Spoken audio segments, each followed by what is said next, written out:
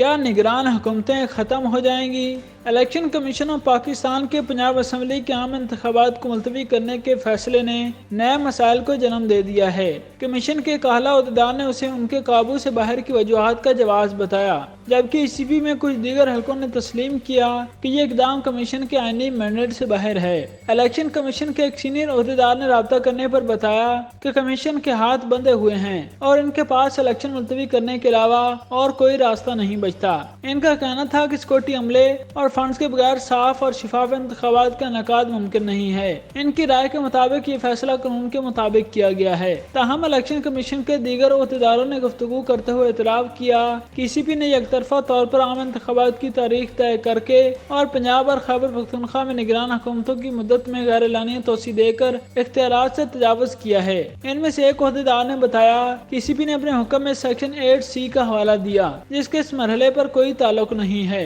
یہ دفعہ منصفانہ انتخابات کو یقینی بنانے کے لیے کمیشن کے اختیارات سے متعلق ہے۔ انہوں نے بتایا کہ الیکشن ایکٹ کی دفعہ 58 کے تحت کمیشن نوٹیفیکیشن جاری کرنے کے بعد کسی بھی وقت الیکشن کے مختلف مراحل کے دوران الیکشن پروگرام میں تبدیلیاں کر سکتا ہے یا پھر نیا الیکشن پروگرام جاری کر سکتا ہے۔ اس رائے کو تحریری طور پر درج کیا جانا ضروری ہے، لیکن ان کا کہنا تھا کہ یہ کمیشن کو ایک معقول حد سے زیادہ انتخابات میں تاخیر کا اختیار نہیں دیتا۔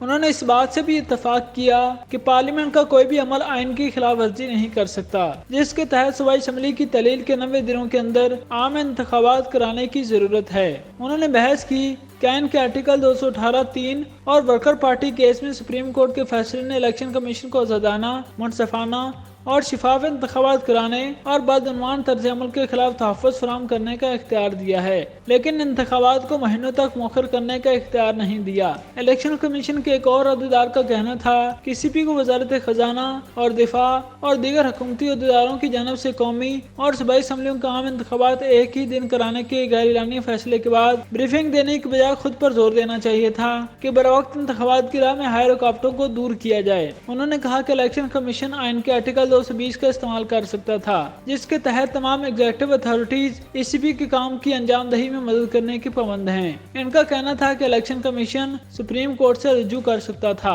جو پہلے ہی فیصلہ دے چکا ہے کہ پنجاب اور خیبر پختونخوا کی اسمبلیوں کے انتخابات 90 دن کے اندر ہونے چاہیے، جبکہ عملی طور پر مشکلات کی صورت میں کم از کم تاخیر کی اجازت دی ہے۔ الیکشن کمیشن کے ایک اور عہدیدار کا خیال ہے کہ سیکورٹی عملے کی قلت کی وجہ سے انتخابات مختلف مراحل میں منعقد کروائے جا سکتے تھے۔ انہوں نے یاد کیا 2013 میں امن و امان کی صورتحال زیادہ نازک تھی، تاہم الیکشنز ہوئے تھے۔ سابق اٹارنی جنرل نے رابطہ کرنے پر بتایا کہ اگر حقیقی خدشات موجود ہیں تب بھی الیکشن کمیشن کے لیے بہترین طرز عمل یہ ہو سکتا تھا کہ وہ سپریم کورٹ سے رجوع کر کے پوچھے کہ اب آگے کیسے جانا ہے۔ ایک بار عدالتی عظمیٰ نے حکم جاری کر دیا تو اسے کہیں چیلنج نہیں کیا جا سکتا، اس پر عمل درآمد کے سوا اور کوئی راستہ نہیں ہے۔ انہوں نے مزید کہا کہ اگر مالیاتی خسارے اور سیکورٹی خدشات کو تسلیم کر لیا جائے تب بھی اس بات کی کیا گارنٹی ہے کہ 8 اکتوبر تک سب کچھ ٹھیک ہو جائے گا۔ سابق اعلیٰ افسر نے یاد کیا کہ حال ہی میں الیکشن کمیشن نے یہ پوزیشن لی تھی کہ وہ خود سے انتخابات کی تاریخ کا اعلان نہیں کر سکتا، لیکن اپنی بیان کردہ پوزیشن کے خلاف جاتے ہوئے